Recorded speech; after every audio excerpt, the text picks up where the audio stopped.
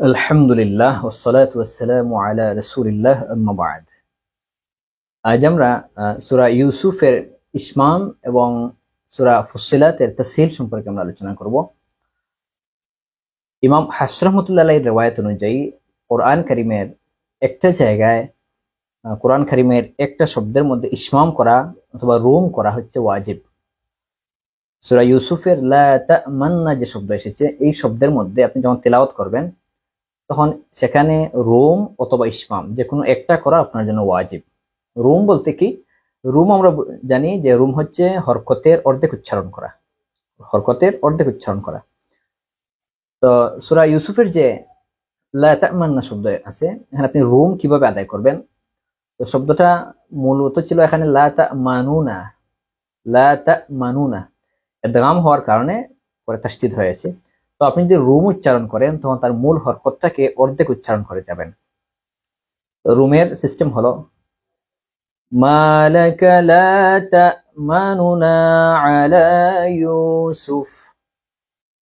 আপনি আপনি যদি পড়েন লা তা'মানুনা, তখন সেটা পুরোপুরি হরকত হয়ে যায়, রুম হবে না। রুম হচ্ছে হরকতকে সামান্য ইশারা করা, মানে হরকতের অর্ধেক উচ্চারণ করা। তো আপনি যখন এই সূরা ইউসুফের লা তা'মান্না শব্দ পড়বেন, যদি রুম আদায় করতে চান তাহলে আপনি হরকতটাকে অর্ধেক উচ্চারণ করবেন, লা তা'মানুনা আলা ইউসুফ, লা তা'মানুনা আলা ইউসুফ, পেশটাকে দ্রুত উচ্চারণ করবেন। এটা হচ্ছে রুমের পদ্ধতি। দ্বিতীয় হচ্ছে ইসমাম।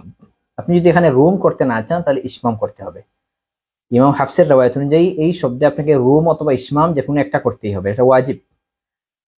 আর আরো বিস্ময়কর হলো কোরআন শরীফে অন্য কোনো জায়গায় অন্য কোনো শব্দের মাঝখানে ইসমাম নাই, মাঝখানে ইসমাম বা রুম নাই, বা শুধুমাত্র সূরা ইউসুফে এই জায়গায় ইসমাম বা রুম করতে হয়। এর কারণ রয়েছে, কারণ এখানে যদি আপনি রুম বা ইসমাম না করেন তাহলে অর্থের বড় ধরনের পরিবর্তন হয়ে যেতে পারে, এই জন্য। তো ইসমাম কিভাবে করবেন? ইসমাম হচ্ছে আমরা জানি উচ্চারণের সময় ঠোঁটকে পেশের দিকে ইশারা করা। তো এখানে যেহেতু প্রথম নুনের মধ্যে পেশ ছিল, তো আমরা যখন উচ্চারণ করব তখন পেশের দিকে ঠোঁটকে ইশারা করব। ইশারা করার পদ্ধতি দুইটা। একটা হচ্ছে মাল গুন্না, যখন গুন্না হবে গুন্নার সাথে সাথে আপনি পেশের দিকে ইশারা করবেন। আরেকটা পদ্ধতি হচ্ছে গুন্না শেষে ইশারা করবেন। দুই পদ্ধতিতেই পড়তে পারেন। যেমন আমি যদি সূরা ইউসুফের লা তা'মান্না শব্দকে গুন্নার সাথে আমি যদি ইসমাম করি তখন সেটা হবে এইভাবে, লা তা'মান্না আলা ইউসুফ। আবার বলছি, গুন্নার সাথে যদি আমি ইসমাম করি তখন সেটা হবে লা তা'মান্না আলা ইউসুফ। অর্থাৎ আপনি গুন্না যতক্ষণ করবেন ততক্ষণ আপনার ঠোঁটকে ইশারা রাখবেন, অর্থাৎ ইসমাম করবেন। আরেকটা হচ্ছে গুন্নার পর ইসমাম করা, লা তা'মান্না আলা ইউসুফ। গুন্নার শেষে পেশকে ইশারা করা, পেশের দিকে ঠোঁটকে, লা তা'মান্না আলা ইউসুফ। তো এই দুই পদ্ধতিতে আপনি সূরা ইউসুফের ইসমাম আদায় করতে পারেন। আমাদের উস্তাদগণ আমাদেরকে শিখিয়েছেন যে এখানে ইসমাম আদায় হবে গুন্নার সাথে সাথে। গুন্না যতক্ষণ আপনি করবেন ততক্ষণ ইসমাম আদায় করবেন। যেমন লা তা'মান্না আলা ইউসুফ। আমাদের উস্তাদগণ এটা শিখিয়েছেন যে গুন্না যতক্ষণ এখানে হবে ততক্ষণ আপনি ইসমাম আদায় করবেন। তবে এখানে পদ্ধতি দুইটাই আছে, দুইটা পদ্ধতি। আমরা এই পদ্ধতিতে আমাদের উস্তাদের কাছ থেকে শিখেছি যে গুন্না যতক্ষণ হবে ততক্ষণ এখানে ইসমাম হবে। এবার আসি সূরা ফুসসিলাতের যে আজামিয়ুন শব্দ এসেছে, এই শব্দ সম্পর্কে। কোরআন কারীমের বিভিন্ন জায়গায় একই সাথে দুইটা হামজা এসেছে, হামজা কাতঈ, দুইটাকে উচ্চারণ করতে হয় পাশাপাশি, দুইটা হামজা।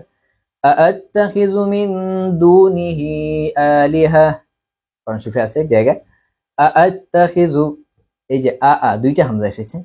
এইভাবে আরো অন্যান্য শব্দ দুইটা এসেছে। তো দুইটা হামজা যদি কাছাকাছি থাকে তাহলে উচ্চারণে একটু কঠিন দেখা যায়। তো কিছু কিছু শব্দকে ইমাম হাফসের রাওয়ায়াতে তাসহিল করা হয়েছে, সহজ করা হয়েছে। কোনো জায়গায় সহজ করে সেখানে মদ আদায় হয়েছে। তবে সূরা ফুসসিলাতের যে শব্দটা এসেছে আজামিয়ুন, এই শব্দটাকে আপনি যখন উচ্চারণ করবেন ইমাম হাফসের রওয়ায়াত অনুযায়ী এই শব্দে আপনি তাসহিল করবেন কিন্তু মদ ছাড়া। ইমাম হাফসের রওয়ায়াতে এই শব্দে তাসহিল বেলা মদ, তাসহিল করা হচ্ছে ওয়াজিব, এখানে ওয়াজিব তাসহিল করতে হবে, তবে মদ ছাড়া।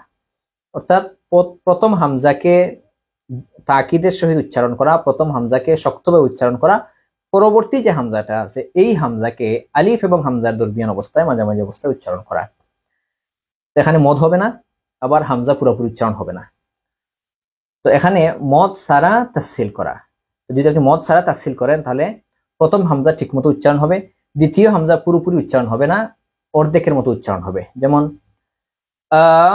আ'জামিয়্যুন ওয়া আরাবী, যদি আপনি দুই হামজাই উচ্চারণ করতেন তাহলে এভাবে তেলাওয়াত হতো যে আ'জামিয়্যুন আ'জামিয়্যুন, এইভাবে হতো। তাসহিল করার কারণে, তাসহিল বেলা মদ, মদ সারা তাসহিল করার কারণে এখানে তেলাওয়াতটা হবে আ'জামিয়্যুন ওয়া আরাবী। আ'জামি, প্রথম হামজা ঠিকমতো উচ্চারণ হবে, প্রথম হামজা ঠিকমতো উচ্চারণ হবে, পরের হামজার মধ্যে তাসহিল করবেন আ'জামিয়ুন আ'জামিয়্যুন ওয়া আরাবী।